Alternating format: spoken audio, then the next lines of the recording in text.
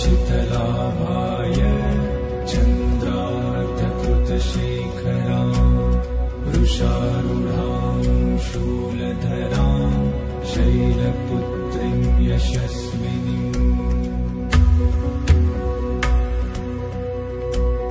वन्दे वाञ्छितलाभाय चन्द्रार्धकृतशेखरां वृषारूढां शूलधरां शैलपुत्रीं यशस्विनीं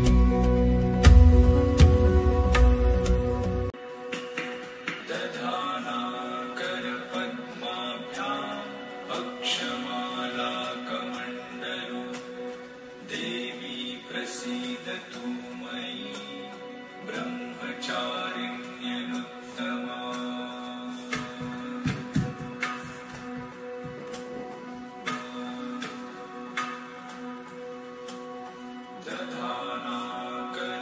दधानाकरपद्माभ्याम्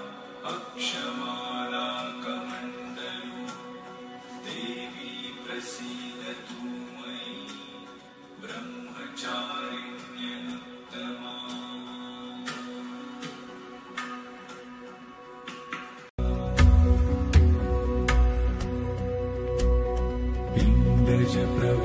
पिण्डजप्रवरारूढा चण्डकोपास्त्रकैर्युता प्रसादं तनुते मह्यं चन्द्रघण्टेति विश्रुता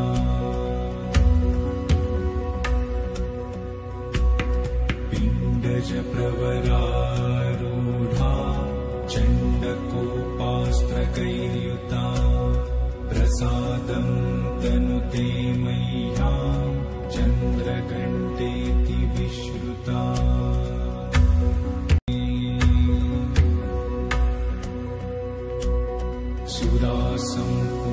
सुरासम्पूर्णकलशं रुधिराप्लुतमेव च दधाना हस्तपद्माभ्यां कूष्माण्डाशुभदास्तु मे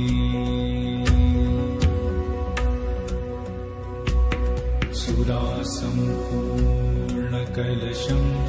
रुधिराप्लुतमेव च दधाना हस्तपद्माभ्यां कूष्माण्डाशुभदास्तु मे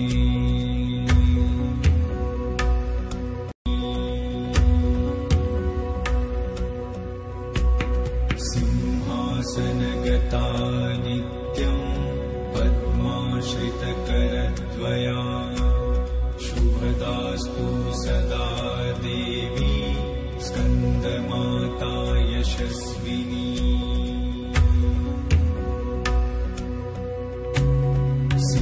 सिंहासनगता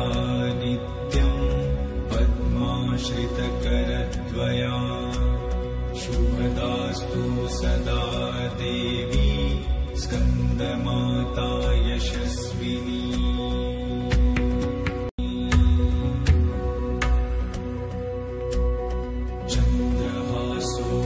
चन्द्रहासोज्ज्वलकरा शार्दूलवरवाहना कात्यायनी शुभं दद्या देवी दानवघातिनी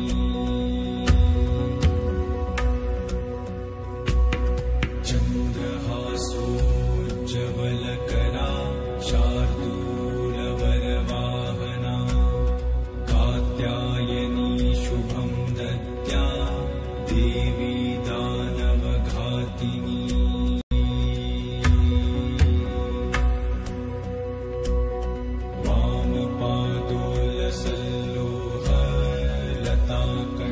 वामपादोलसल्लोहलताकण्टकभूषणा वर्धनमूर्धध्वजा कृष्णा कालरात्रि भयङ्करी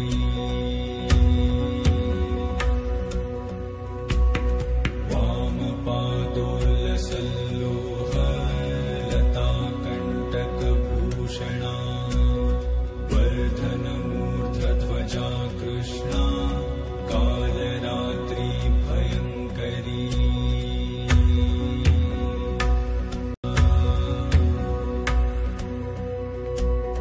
श्वेते वृषे समारूढा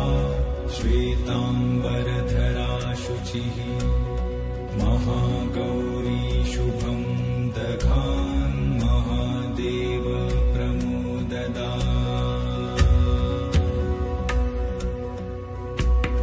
श्वेते वृषे समारूढा श्वेताम्बरधरा शुचिः महागौरी शुभं दधान् महादेव प्रमोददा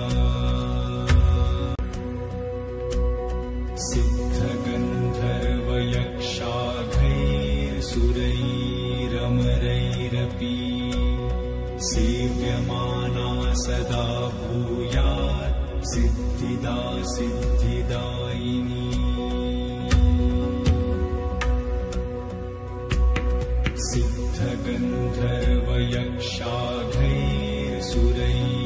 सिद्धगन्धर्वयक्षाघैर्सुरैरमरैरपि सेव्यमाना सदा भूयात् सिद्धिदा सिद्धिदायिनी